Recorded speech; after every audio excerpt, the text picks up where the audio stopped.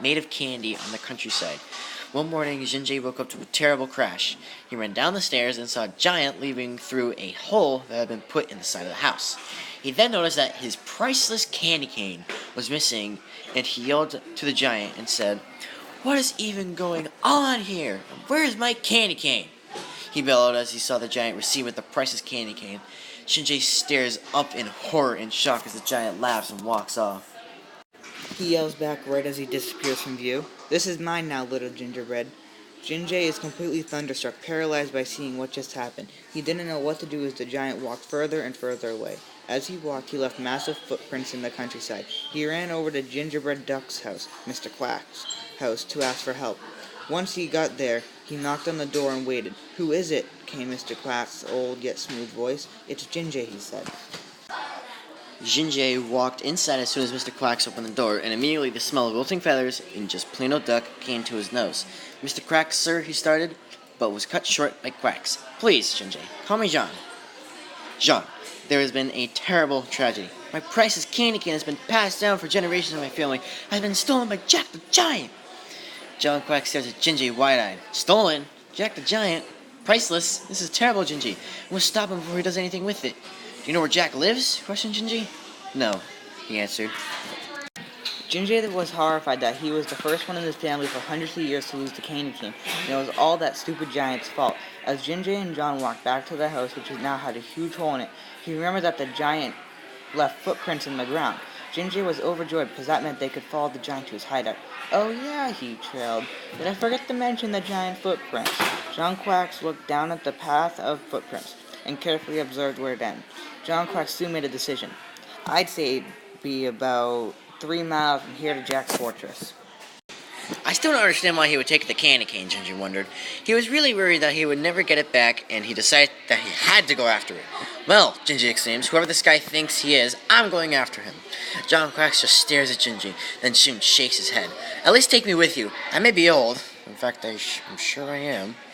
But these bones and wings haven't given up on me yet." "Alright, I guess you can come with me," said Jinjay. To ruin it, and you all "Let's get some food and then we can leave on the track of the giant." Once John Quack got the food, he and Ginger walked along the giant footprints and found the giant who stole the candy cane. As they went off, they left the clearing of the safe countryside and entered the dark, mysterious wood. There was a path cut right down the middle from where the giant walked.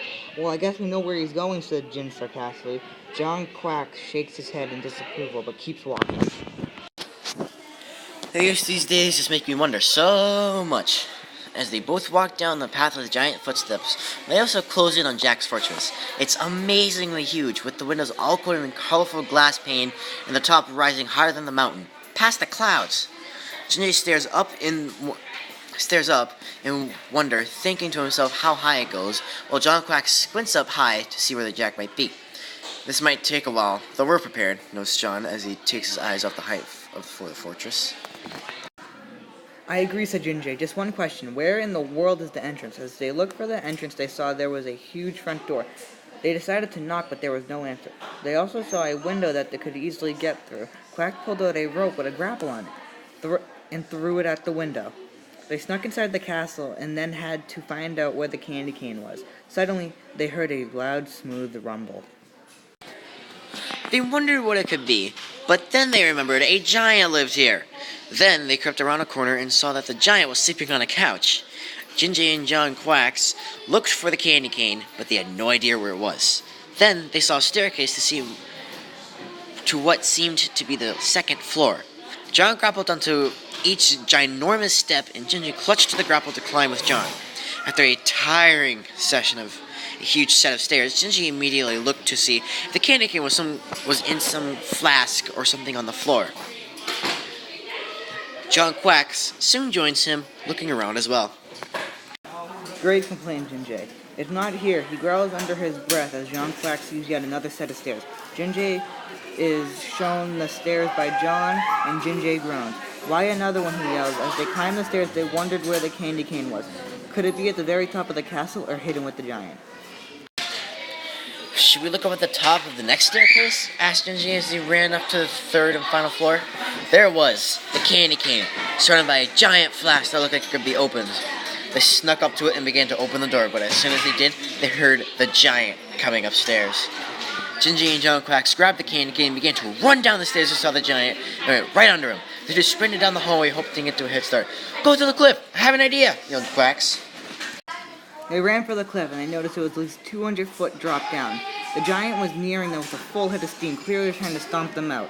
As the giant got closer and closer, Ginger said, "Wait for it. On the count of 5, we jump out of the way," said Ginger. 5, 4, 3, 2, 1, jump out of the way! Once they jumped out of the way, Jack the Giant already knew he could stop running, but he was going so fast that he plummeted to the bottom, never to be seen again. Gingy and John Quacks headed back towards the house, half happy for getting the cane, but half traumatized from Jack. "So," started Gingy, "we just got the cane back. That's good." John replies, "Yes, and in fact it's better. Once you have a child, you can pass it down to your own kid. It's all safe and sound now." They continued to walk back to the house and saw that construction workers had taken the liberty to fix Gingy's house.